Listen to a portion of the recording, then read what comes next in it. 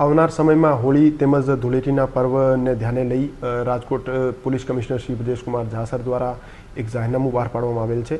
આ જાહેરનામામાં માનનીય સીપી સર દ્વારા જાહેર રસ્તાઓ ઉપર આવતા જતા રાહદારીઓને તેમજ વાહનોને રોકી એના ઉપર કલર ફેંકવા ઉપર, ફુગ્ગાઓ ફેંકવા ઉપર, એમને જબરદસ્તી હેરાન કરવા ઉપર પ્રતિબંધ મૂકવામાં આવેલ છે। આની સાથે સાથે જાહેર રસ્તાઓ ઉપર માણસોને રોકી ગોટ ઉઘરાવવા ઉપર પણ પ્રતિબંધ મૂકવામાં આવેલ છે।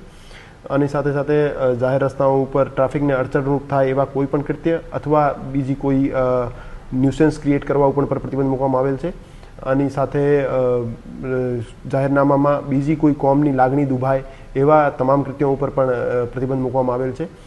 જાહેરનામાનો ભંગ કરનાર માણસ વિરુદ્ધ બીએનએસની કલમ 223 અને ગુજરાત પોલીસ એક્ટ હેઠળ કાર્યવાહી કરવામાં આવશે। અને હું આપ 100 શહેરવાસીઓને અપીલ કરવા માગું છું કે આપ કાયદાની મર્યાદામાં રહી પોતાની પરિવાર સાથે નશાથી દૂર રહી હોળી તેમજ ધૂળેટીનો પર્વ ઉજવો અને કાયદાને સન્માન આપો। તમામ જાહેર જગ્યાઓ જ્યાં હોળી તેમજ ધૂળેટીનો પર્વ ઉજવવામાં આવે છે તે તમામ જગ્યાઓ ઉપર લોકલ પોલીસ સ્ટેશનનો કડક બંદોબસ્ત રાખવામાં આવશે।